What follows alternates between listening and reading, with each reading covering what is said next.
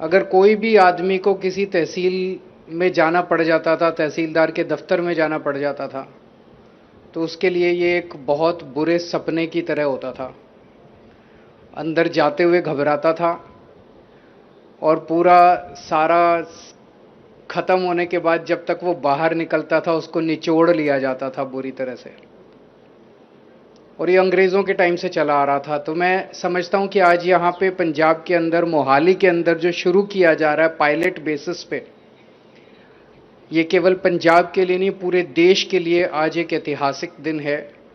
और एक बार जब ये चालू हो, मोहाली में आज चालू हो गया, पूरे पंजाब में जब चालू हो जाएगा तो पूरे देश के लिए ये एक सीख होगा जिसे बाकी देश में भी लागू किया जा सकता है। हम जानते हैं कि रजिस्ट्री कराने में जैसे ही एक आदमी तहसीलदार के या सब रजिस्ट्रार के दफ्तर में घुसता है, सबसे पहले उसे रजिस्ट्री टाइप करानी होती है, डीड लिखवानी होती है। यहीं से उसको घेर लिया जाता है। जैसे ही वो दफ्तर के अंदर घुसता है उसको 2-3 लोग घेर लेते हैं। हाँ जी, क्या काम है? वो कहता है मेरे को रजिस्ट्री डीड लिखवानी है, वो सारा काम कराएंगे। और उसको दलाल पकड़ के ले जाते हैं और फिर उसकी सेटिंग होती है। डीड लिखवाने का भी पैकेज होता है कि इतने पैसे लगेंगे और उस पैकेज में तहसीलदार का भी हिस्सा होगा, सब रजिस्ट्रार का भी हिस्सा होगा।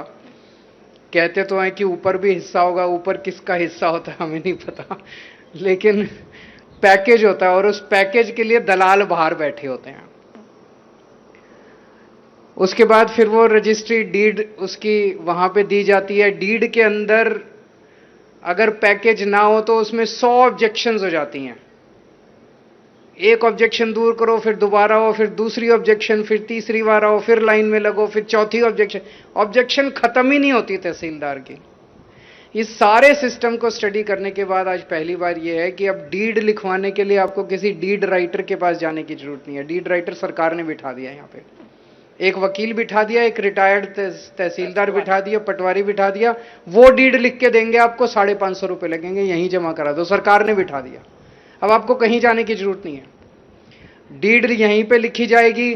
डीड लिखने के बाद आप अपनी फीस जमा करा देते हो। फीस उसके बाद आपको उसी टाइम मैसेज आ जाता है, जी आपकी डॉक्यूमेंट्स जमा हो गए, फीस जमा हो गई।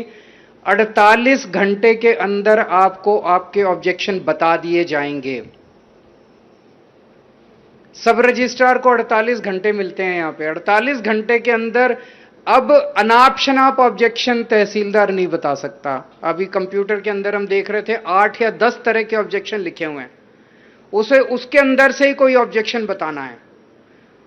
वो जो भी ऑब्जेक्शन बताएगा उसकी एक कॉपी डीसी के पास जाती है। डीसी को जितने आज पूरे दिन में आए केस सारे देखने होते हैं। किसी तहसीलदार ने बदमाशी करके कोई गलत ऑब्जेक्शन तो नहीं डाल दिया, जो पहले ऑब्जेक्शन पे ऑब्जेक्शन, अब नहीं है।